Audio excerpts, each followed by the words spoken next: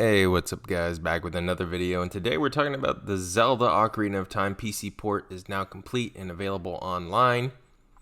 And this is interesting. They made a PC port of, Ocarina of Time, the N64 version, and it's not really a PC port as you can think of an actual PC port. They did something kind of interesting in how the thing actually works. So basically, they made a game or an application that deconstructs the game. So you take your dumped ROM from your Legend of Zelda Ocarina of Time on N64. You take the dumped game and you put it into this application. It deconstructs it and makes it into a PC playable version of the game, and then you're able to actually play the game on your PC, and then it's going to allow for mods and things like that. And this is a very interesting way to do this type of a mod, or do this type of a port, I guess, is because you're supplying the ROM. So really the code that they have for this specific port, they won't be able to strip it down from it anywhere. In the past, people have made like fan-made games, and it's like in one executable or one installer, and then you install the whole game.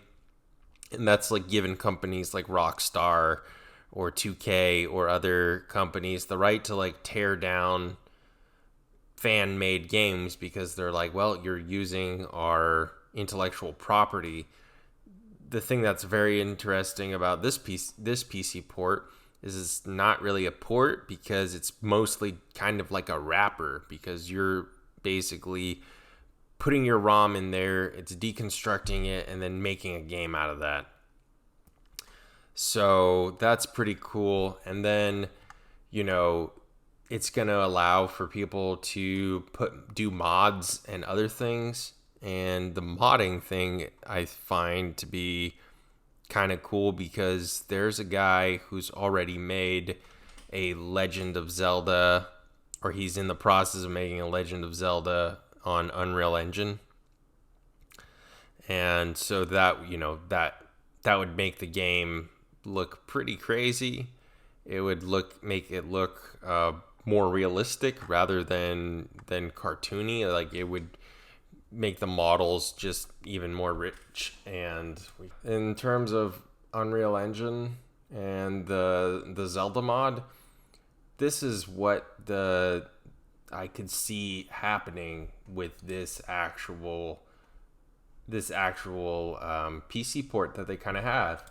Is that you have this Unreal Engine mod go into this, and since it's a wrapper, and then you have this mod, and you need to supply your own ROM to it, there would basically be no way, there'd be absolutely no way for like Nintendo or somebody to do like a DMCA, because it's pretty ingenious, because you would have the wrapper, which basically you put your ROM in, it generates the game for you by like inserting your game into the application, and then you would have the mod on top of that, which would be an extensive mod of the game in Unreal Engine.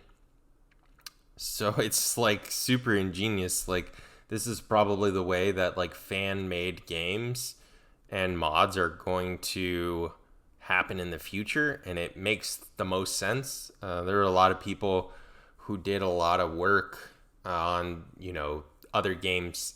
I think one game that comes to mind, I think there was a fan-made game, if I remember correctly, of GTA San Andreas, and people made the game, but the problem was, it was a full executable, and then you installed the entire game. It was just a one-click install. This type of game, it does take a lot more setup. So, it would be a lot harder. It's a lot harder to get this game set up than it is other games from what I'm seeing. I haven't seen anything. I haven't seen how to do this. There's not really an extensive way on how to do it. Supposedly it's released, but I'll probably check out on how to do it and get it running on PC. But it seems very cool that they pretty much figured out a way to get around the DMCA, because the code that they're using, you can't strike it down through DMCA, but yeah, it's kind of ingenious. I mean, yeah, it's kind of ingenious that it took this long for something to get figured out by this, but the person or the people behind this, man, kind of incredible that like they thought about doing a port this way, where it's just their own code on GitHub. You download it, you supply the ROM, and boom, there you go. So that's it for this one. Like, comment, and subscribe, and I'll see you guys in the next one. See ya.